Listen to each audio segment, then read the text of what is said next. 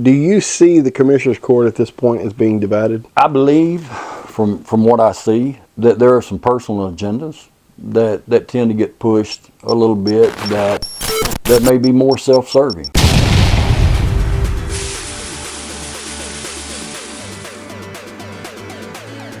You are listening to the East Texas Banner right here at easttexasbanner.com. We have the privilege today of sitting down with Mr. Brad Noble. Now, you are running for commissioner over in Precinct Number 3. Is 3 here in Newton County, correct? Yes, sir. How's the race going so far from your perspective? I think the race is going well.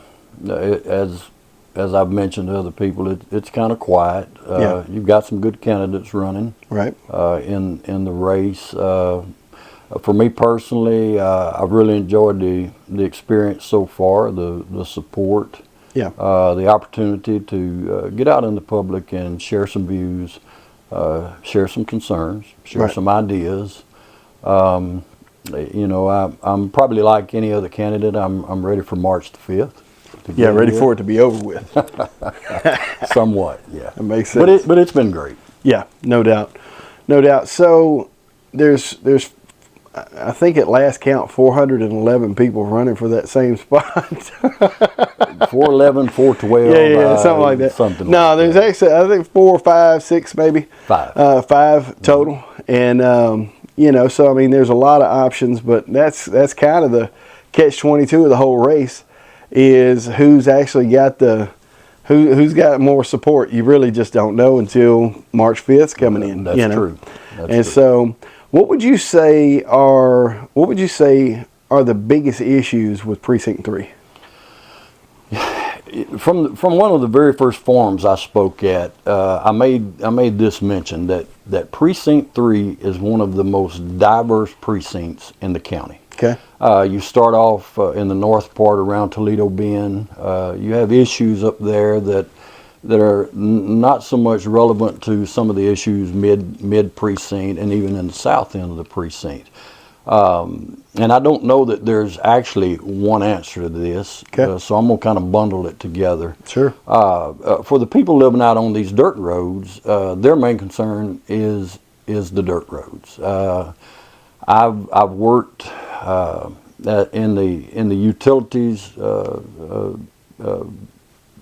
in this area for 24 years. I travel these dirt roads every day, and for sure, they have a legitimate complaint. I mean, it's not just a pothole here or there. There's some big concerns on the roads. We've got to get those addressed. Another big problem, and it's a countywide problem, but the people in Precinct 3, they're real quick to voice it, and that is a concern over our law enforcement. Okay. They're wanting to see more deputies out on the streets.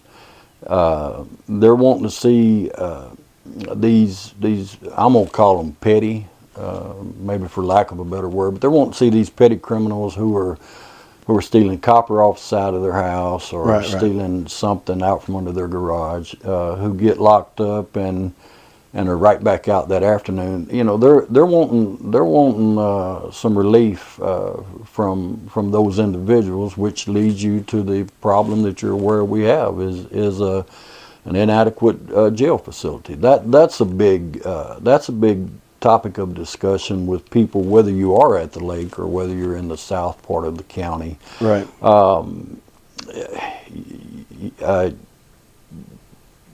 Lack of industry, something that's real dear to my heart. I think it holds the biggest key to be able to address these other issues. Okay. If we can get some jobs back in here, get some revenue going, besides the tax dollar that you and I, the property owner, pays. Right. Then we can really be able to address, for instance, and I'm just throwing this out there, taking a county dirt road and turning it into a paved road. Okay. I'm not saying that's going to happen January the 1st. Sure. But it's a realistic goal The sheriff's department, I know that the state put out a $136 million grant to rural counties within the state with a population less than 330,000 people, so we would definitely qualify. And that grant is to increase deputies' pay, law enforcement pay, and I think there's a threshold that if you reach a certain point in increasing their pay, well, then you can use some of that grant money toward facilities or property such as vehicles and so forth. So, so hoping that maybe some of those things are being looked into to try to help address these problems. They're all real problems. Yeah. One of the biggest things that I've heard from numerous sheriffs has been the fact, I mean, I was over at a forum here the other day, and, of course, Duncan's running over in Jasper County Right. for sheriff, and his statement was, he said, what people don't realize is, he said, Jasper County's been down 2 deputies for about the last 8 months. He said, we don't have an application in the drawer. And statewide, that is a big problem. So, Big problem. Obviously the state's going to have to do some things, and obviously, as far as being able to deal with some of these petty crimes and things like that, jail facility would be much appreciated and much helped, Right. or much help to the situation, potentially. Right. But getting back over here to the commissioner's race. So roads and bringing in new business and that type of thing, what do you see, what are some of your ideas as far as, new businesses that could potentially come here? So I watched the interview that you did with Judge Cochran on I think the 12th. Yes, sir. And I was very relieved after watching that interview to hear him update on some things going on with the biofuel plant. Sure. I think all of us in the county have been sitting here with our fingers crossed, hoping that something did not pull the rug out from under that project, because that project's going to be huge. Right. Do I think that project is Newton County's lone savior? I don't. And I don't think that we should ever come to a place where we're complacent in resting in just that biofuel. Me personally, when you talk industry, obviously there's going to have to be some support businesses for that plant. Right. I don't know if anyone has sat down with Nick Andrews or reached out to his planning team and asked the question, hey, what can we as a county do to help facilitate business surrounding this mill? Right. Whether it's a truck stop, whether it's a restaurant. Yeah. What are some of the other peripheral infrastructure pieces that need to come together to help facilitate them coming, is what you're saying? Yes, exactly. Gotcha. Well, so with this race, obviously the incumbent is stepping down. And correct. What would you say are a couple of things that you would do if elected? What would you do that you feel like is top priority, needs to be addressed ASAP? I mean, obviously we get the roads, we get the drainage, we get all that stuff, but what are some things just right off top of mind that you would actually step up and look to address almost immediately? One of the things that does come to my mind is and this is kind of, I'm gonna get around to answering your question. Sure. I have felt like we need a grant writer in this county, and when I say that, from my understanding, this whole $1.2 $2-5 million that we're wrestling with trying to pay back. Right. You know, that actually stems back over 5 judges and their administrations. Sure. And so that has slipped through the cracks a good bit. You know, I believe if we could get us a grant writer who not only knows, and you know as well as I do, with your grant writing, a lot of times it's not so much what you say as it is how you say it. But we would also need to get us a grant writer that can serve as some type of oversight, where we don't find ourselves back in this particular area we're in right now. You know, some other things that right off the bat are important to me. Your commissioner's got to be visible in the community. That's something that I believe has been an issue. With me, and I've said it before, I'm a people person. If elected, you call in with a complaint or with a problem, you're not going to get a representative of the precinct office. You're going to get me there. Now, I may not be able to get there within 30 minutes, but just as quick as I can get there, I'll be there. You know, I'd like to see some emphasis put on shoring up some of the projects that we have in the county. One that's dear to my heart, and I call it a project, or and that's not really fair. Actually, it's more of a ministry. Is to ensure the individuals with our Burkeville Newton Food Share program. Hey, you've got this commissioner's support. I'm here to back you guys on what you're doing there, and then probably to get on down to the one point I'd like to make that may even take precedence over all of them, because it's an issue that we can't, I say depend, we can't look to our sheriff to fix this jail problem. That's a problem that the Commissioner's Court has got to handle. Sure. That doesn't fall on his shoulders. And you know, and I understand money's tied in the county, and so it's something that that number one, your Commissioner's Court is going to have to come together, acknowledge, recognize, and accept the problems at hand, and come to a viable solution for them. Yeah.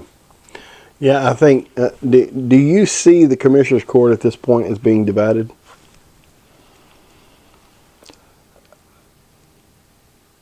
I believe, from what I see, that there are some personal agendas that tend to get pushed a little bit that may be more self-serving than citizen serving countywide. Right.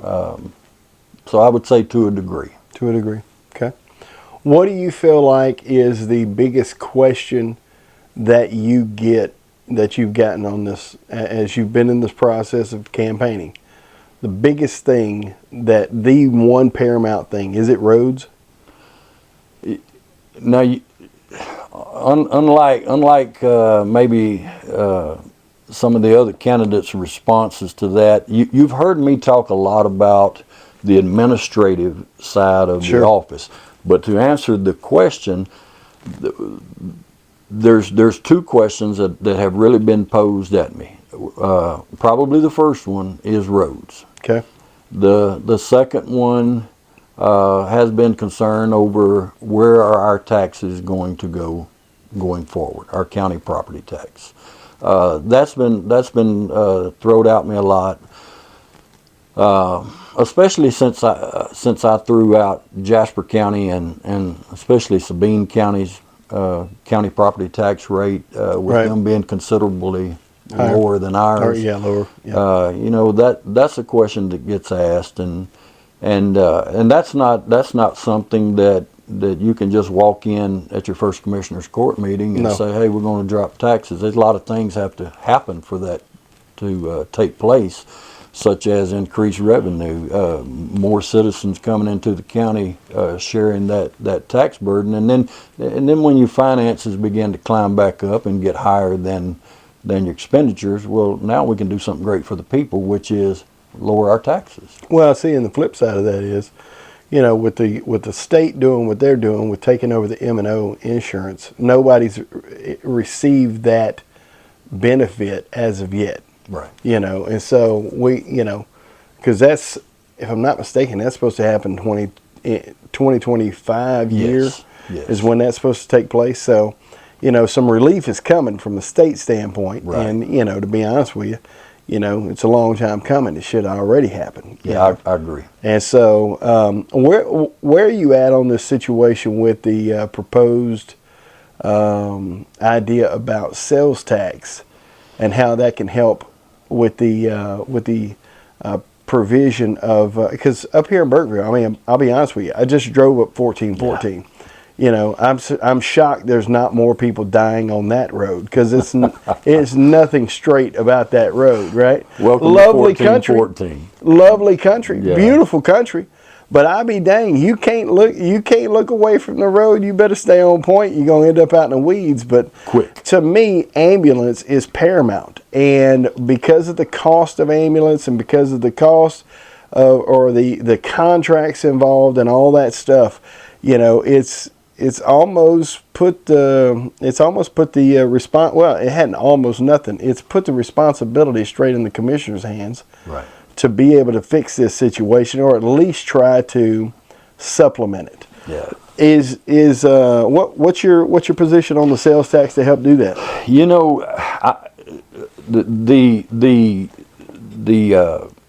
The taxpayer, Brad Noble, doesn't like the idea of paying any more taxes than I pay. Right. And I think that's the general consensus among everyone. However, I have to draw from personal experience. My grandfather years ago, about a mile and a half on up the road here where he lived, had a stroke one afternoon, about 1 o'clock in the afternoon. My mother called me. I ran there and looked at the shape he was in, and we called for an ambulance, and 2 hours is what we were told. Fortunately, Lord blessed me to be strong enough to pick him up, put him in the car, and I carried him myself. However, had my mother or my grandmother been the only ones there, they would have been at the mercy of that 2 hours that they were told they would have to wait. So when I stop and think about it from this point, whether it be a car wreck, Right. Or whether it be someone that has a heart attack, some major health issues, and they need an ambulance quick, then without a doubt, the commissioners are going to have to figure out a way to provide that service to the people. One of the main duties of a commissioner is to provide for the safety and welfare of the people in the county. I would be more apt to support a sales tax that taxes everyone, including people coming through the county. Yep. Yes, across the board, versus something that falls on the property owner. Right. And here you go again. This is one of those issues that's tough to handle. Because we don't want to put any more burden on the people, but yet we see a service it's legitimate. I mean, it's needful. Right. But I would say this before I would sit in the commissioner's court and cast my vote as to whether I'm for putting it on the ballot or not putting it on the ballot. I would have a sit down at the community center at Toledo Bend.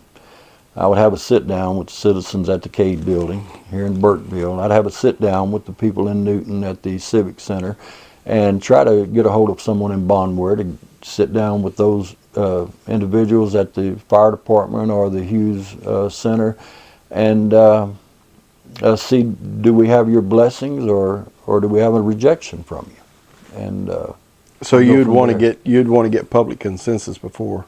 Absolutely, and not just for that.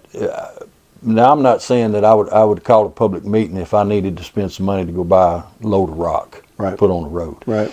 But something that's going to impact someone. Well, I say someone, the individuals in Newton County financially. Jay, I'm a firm believer that the people not only have a voice, but their voice still deserves to be heard.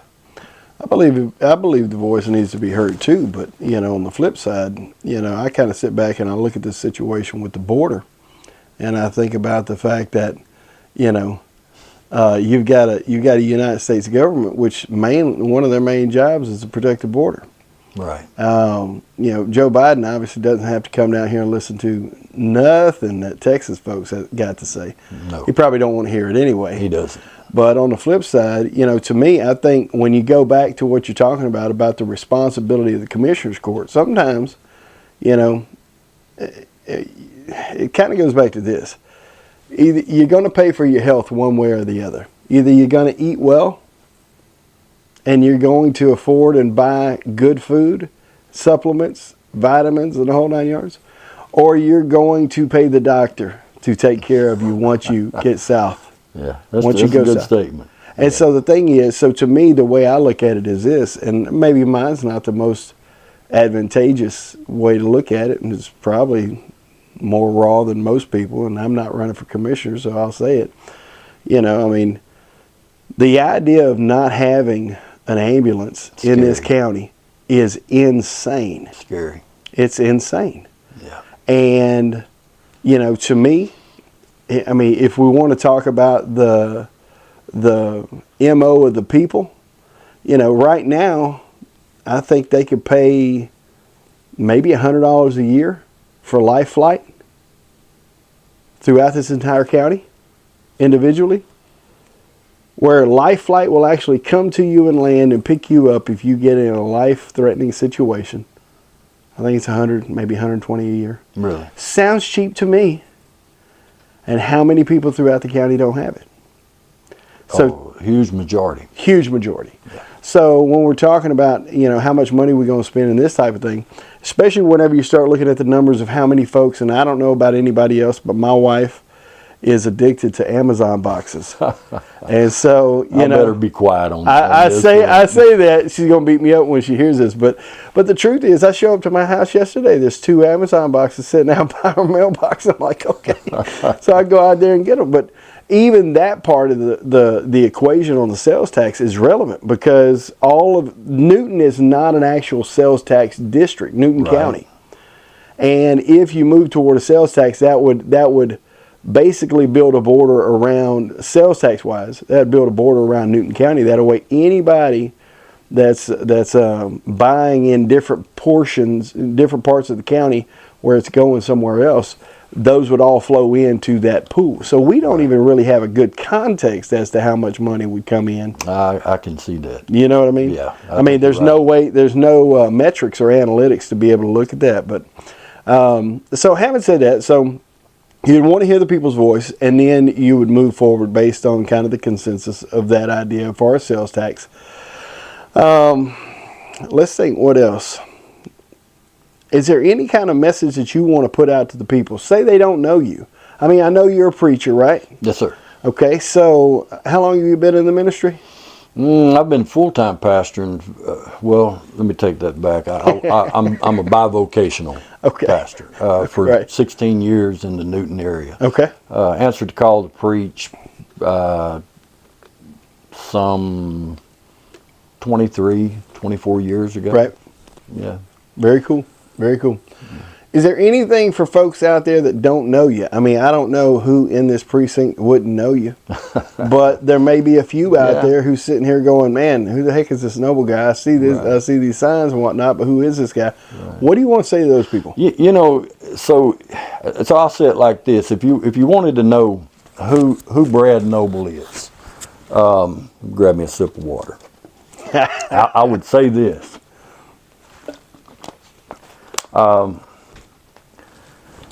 He's one of the richest people you'll ever meet. Okay. And I don't mean that by any monetary standards. God's blessed me over the years. I believe in the Lord, the church, and family.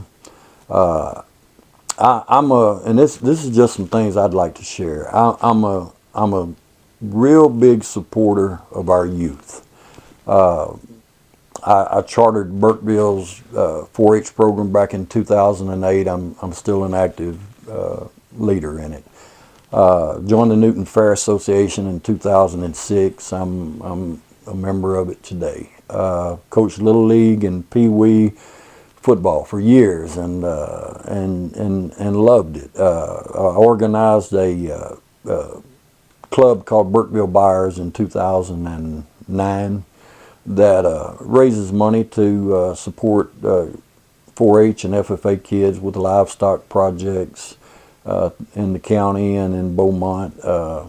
I've always felt like if you want to change the world, a good place to start is in the heart of a child. Okay. And with the situation in our county, you know, a lot of guys leave at 5 in the morning, 4 in the morning, get home at 6:30, 7, 8 o'clock at night, and are not able to be at those little league practices, football practices, and Right. I've always been drawn to just try to positively impact our youth. I'm a big proponent of just reaching out and ministering to people. If I could describe one character attribute that I think I have, is I think I've got a big heart, but at the same time I've got hide like as my old pastor used to say, a bull elephant. Okay. And what I mean by that is I'm completely approachable, and I always make myself available. A lot of nights I get up out of that bed in the middle of the night because someone's called me or because someone needs me, and on my job I've worked in the community sector, the public sector, for the last 24 years, and one thing I've learned is that people want to be heard. Right. They do. People want to be heard, and it doesn't mean you have to agree with them. Right. It doesn't mean that you're right and they're wrong, or vice versa. But they want to be heard, and one passion that I have about pursuing this commissioner's job is to truly be a voice for the people. Yeah. To take time out and sit down on that porch and listen to that complaint. See if we can come to a solution, and if we can't, at least we can understand why we can't. To bring some integrity back into the commissioner's office, and I made this statement at a forum in Newton, and I've stuck by it ever since then, and I believe you'll agree with me at least on this, that there is a complete erosion of trust between government and the citizens. No doubt. And in most cases, rightfully so. Right. And it's going to take putting someone in that office that truly believes in integrity to try to repair that. That's the road to repair, is walking in integrity, honesty, fiscal transparency. Yep. And that's just a little bit of an insight. Yeah. Very good. Into who I am, and for those that don't know me Yeah. and are watching today, I mean, pretty much what you see is what you get. There you go. You're not going to find a hidden agenda with me. I love my home. I love this county. I love the people in it. And I want to see positive change come to it. There you go. Ladies and gentlemen, Brad Noble. He is running for Commissioner of Precinct 3 here in Newton County. How do they get in touch with you? Like social media or any of that Yeah, stuff? social media. I'll be even braver than that. I'll Okay. throw my cell phone number out there. Well, good luck. 409-200-4274. And if you don't get me, leave me a message. I'll get right back to you.